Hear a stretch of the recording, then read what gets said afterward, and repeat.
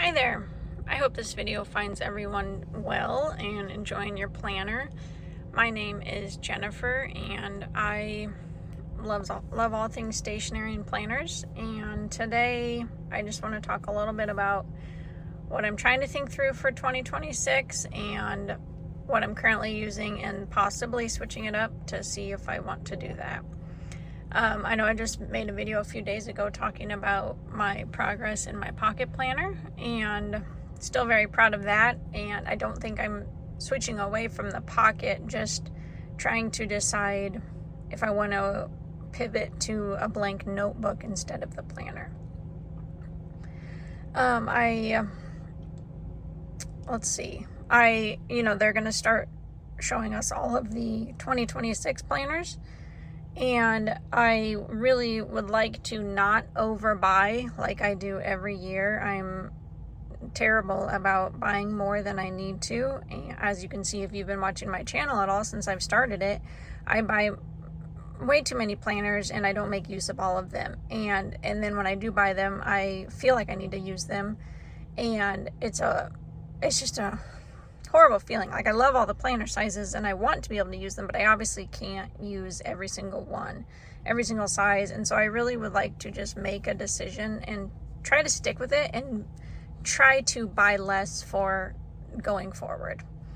That's my goal. I will say that's been my goal for several years now, and I have yet to achieve the goal, but it's important to have goals. I don't really have any other goals in life. Just be a good person, that sort of thing. But I don't have like actual written out goals where I'm trying to accomplish anything. That sounds terrible when I say it out loud, but that's a different topic for a different day. So my only goal as far as stationery is to not buy so much. So we'll see if in 2026 I can actually stick to that goal and make it happen. So maybe all of you can help me down in the comments stick to that goal. We'll see how it goes. So if you watched my video from a few days ago or any of my other videos, I like the Sterling Ink Pocket Planner, and it's been going pretty relatively great for me. I've veered a little bit from it, hopping around into the N2 size because I also love that size, but the reality is I'm on the go a lot and I just really like to be able to have it be portable, and this is just really easy to hold in my hands. Like if I'm just sitting in a sports chair while I'm out at the field, I like to carry it in my bag and write a little bit. During warm-ups while the kids are warming up, I will get my journal out and write while I'm sitting there. And mostly try to avoid being social. I'm sitting at soccer practice right now and have my windows rolled up and try to avoid being social. I love socializing on the internet with people who love planners.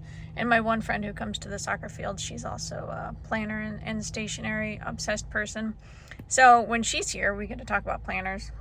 And I love everybody here and all the parents, but sitting at soccer practice is my only alone time, so I like to try to take advantage of it with my planners. So I'm not antisocial, I just like my planners and want to spend time with them. I'm tangenting a lot here, so let's see, what was I saying? This has been going very well for me, very well relative to my life, and I love it. And if I would continue to use it, I would use this notebook through the end of August, and then I would switch to a new one at the start of September to use for the last 4 months of the year. So I've talked about this in previous videos a little bit, where I've gone down the path of using the monthly insert. This is the pocket size monthly insert. These are the passport size weekly booklets, and then this is a little, I'll set this to the side, a little note, just half year notebook from Sterling Ink, and it's half the size of the full year. This is just blank pages, and I've used this a little bit off and on throughout the year when I've considered switching away from the full year pocket. So as I've mentioned in other videos, I've talked about this several times, so apologies if you get sick of me talking about it, but the way I use this notebook, there will be unused pages. Like I will probably have at least 70, I would guess 60 to 70, unless I start writing a ton in August. I'm not really good at like coming up with list ideas. I always think I will like use back pages to come up with additional lists or things to track, and I don't ever do that. I always think I will, and I want to, or like even budgeting. Like I think it would be cool to document and write out spending in here. I never get to that because I do it in Excel, and it really just becomes repetitive, but hypothetically I would use blank pages to record spending by hand, in the hopes that having to record it by hand would maybe make me spend less money. Anyway, the way I use this notebook, once I start a new one to finish out the year, I would not use up 60 to 70 pages.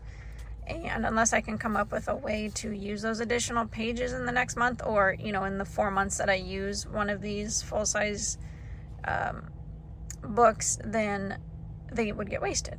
And I say that and I sound super hypocritical about myself, because trust me, I have plenty of notebooks lying around my house that are not being used. So they are also going to waste. So when I talk about it here, being wasteful of not using 60 or 70 pages, it's no different than any other notebook in my life that's not getting used and sitting on a shelf without being used. That's also wasteful, but I guess the sense of wasteful, where it would be really cool if this were completely full by the end of the year, and I had 3 completely full ones by the end of the year. So my thought process is, instead of buying 3 of those for the new year in 2026, should I go back to this idea of more of like a traveler's notebook setup a little bit? They wouldn't all be the thin notebook inserts. One of them would be the little bit thicker blank notebook to use. And then I could use the monthly calendar for everything monthly. I could use one weekly insert for scheduling and tasks, and basically just to keep track of our schedule, what I want to get done for that week. And then I could also use another one for my Bible journaling. I bought a horizontal and a vertical because I wanted to test them both out. So I could use the vertical for, tracking what I read in the Bible, and my gratitude journaling and my prayers. I do some of that. I've showed the way I use this, the way I use 3 of them in a year.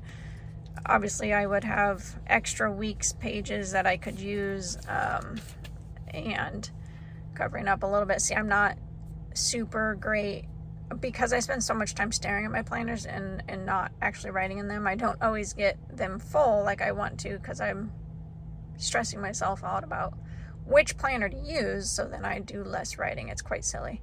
But anyway, I redate. I don't think there's anything too private on this. That's just a little bit of gratitude journaling. But I redate some of the weekly pages for my Bible and gratitude tracking. Redate it. I would write the Bible verses that I read, chapters, books that I read in the Bible, gratitude journaling, and then I would write prayers on this side. But that involves redating it, which it's obviously not a lot of work, but it also is just work that sometimes I don't get around to. And if I don't get it set up, then I'm less likely to use it if I don't get it set up. And that's part of also my thought process. If I didn't have to redate anything, if I just have this insert for the weekly, then I could use, it's already set up and dated. I could just start using it and not have to worry about redating it. Also, I'm curious. I doubt it. I have no idea, so don't actually listen to what I say on what I think, because I have no idea what Sterling Ink will do, because the last 2 years they've consistently only created the weekly inserts for the standard size and the passport size. But I am always curious if they will create the weekly inserts for all of the other notebook sizes she has, because it seems like a lot of people request them. If that would happen, you know, if she had pocket ones, I could get the pocket size. That's kind of not that big of a deal either way. The Passport isn't that much smaller.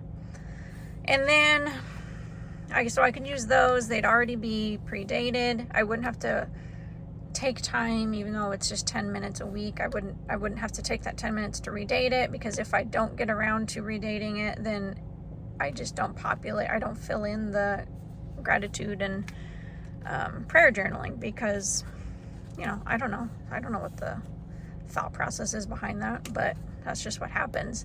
And then I could use a blank notebook. And previously I have talked about, let's see if I can flip to one. You can see how much waste I have in this notebook, because I haven't used it thoroughly. So obviously it goes to waste, and my brain is one of those that if I've already written some in this notebook, like, I'm not going to be able to go and use this notebook for anything else at any point, because it's already been used for something. Even if I've only used, you know, 1/10 of the pages in here, I won't be able to force myself to use it for anything else. And I'm sure there are other people who can do that successfully, but I'm not one of them. So in the past, I would use these blank notebooks, and I would skip using the insert weeklies, and I would draw my own weeklies. But again, that takes time, and I don't get around to it at the beginning of the week. And so then it, you know, is Thursday or Friday, and I'm finally setting up the weekly. Well, that's not adding any value to my life to have the week set up when the week is already almost over. So that's one of the reasons also why I have switched away from using the notebook, because I didn't want to have to set that up.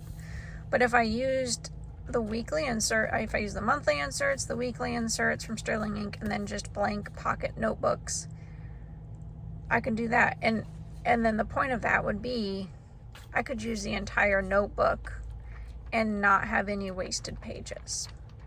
That's my thought process there. And I would use maybe 3 to 4 of these blank notebooks for the year, and they would be full with all of my journaling.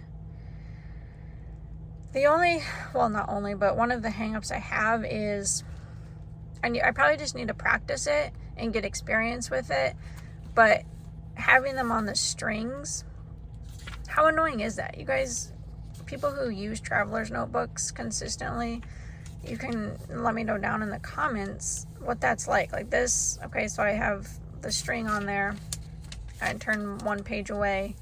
I feel like that's super annoying to write on this page with that string right below it. Obviously, one very simple solution would be to remove the insert and then write in the notebook while it's not on the string. That would probably be what I would do, and that would probably just be the best solution, because it's not like I'm writing a ton in the weekly insert on a daily basis. Like, maybe I would just write my to-dos in here as well, but it's not like I'm journaling a full page on here. That I wouldn't have to worry about that. So let me know how you get used to it. If you use traveler's notebooks consistently, do you get used to writing on that string being there, or do you take out your insert to write in it while it's not on the string? How do you make that work for you? I'm really curious, because as I make this video, you know, I'm curious what everyone's feedback is. But I say that and fully transparent, people could give me advice, and I still don't stick with it, because, you know, my soccer friend here who loves planners says just stick with this pocket notebook and go with it and quit switching around, and that's great. And I try to do it, but then, you know, a day later I switch and want to do something else. So I try to take advice, but I can't seem to stick with even my own advice. So let me know how it works for you to write on the strings, if you get used to it, or if you take it out and write in the notebook while it's not in there. And also just let me know what you think. I guess my other hang up is, like, this is still fun to flip through too, and you know, it's still squishy and fun and fun to flip through, and fluffy, maybe the better word, but like the full year is so much fun to flip through when it's full and fluffy. So I don't know. I was going to say something else. I should write scripts for myself rather than just wing it when I'm here. But that's, oh, I know what I was going to say. Thanks for bearing with me, first of all, as I continue to stumble through these videos. If you're this far into the video, I really appreciate you watching this long and being here. I was going to say, I want to try this concept out, I think, maybe for the month of August and see what I think, because I know Sterling Ink is going to come out with all of the products in September for purchase. And as I mentioned in the beginning of the video, I really want to do better about not overbuying things that I don't need, things that I won't use, so that they just sit on my shelf and stare at me and make me feel guilty for not using them. And then it, causes planner chaos and stress because I try to use them and then I try to decide what I want to do. And it's just extra chaos that isn't necessary, and I would like to avoid it if I can. So fingers crossed I won't overbuy, but I'm not gonna guarantee anything around that. But that was part of my thought process, was okay, try out this setup for the month of August and see if I do like it, see if I like writing in these weekly inserts, the monthly insert, and could I do that for 2026? Because then I just would need blank notebooks, which I already have some, and then I would just need to get the booklet inserts for the 2026 year. And I say all that well aware of the way my brain works, and I'm gonna see what Catherine at Sterling Ink produces for 2026, and I'm gonna love all of it, and I'm gonna want to buy it. And it's going to be really hard temptation to resist. So I'm well aware of that issue as well, that I'll see her new full year pocket books and I'm going to still want them. But if I like this setup and I can make it work, then maybe I should just do that for 2026. Plus it's a little bit thinner to hold. And like I mentioned, I am on the go a lot for activities for kids. So maybe that thinner setup, and I've mentioned in other videos, more of my pocket covers would work for me if I used the thinner notebook. That's my thought process. We'll see. After this video, I'm kind of convinced myself to go ahead and try it, set it up for August, see what I think, see if I would like it for 2026 based on 1 month of experience. I don't know. We'll see what I tell you in the next video. Who knows what I might change before then. Could be in a totally different size. You never know. How's your planner going in your journal, and what are you thinking of using for 2026? Do you want to stay with what you have? Are you good at using what you have and sticking with it, being consistent? Or do you want to switch it up for 2026 and try a different size or a different layout? Thank you so much for watching this video. It is now 18 minutes long. I appreciate you being here. If you like my content, I would really love it if you would like and subscribe. Really enjoying growing this channel. I wasn't sure how much I would enjoy it, but I am enjoying being here talking with people who love to talk about planners. It's a safe place to share passion for paper with everyone else. Thank you so much. Happy planning. I will talk with you soon.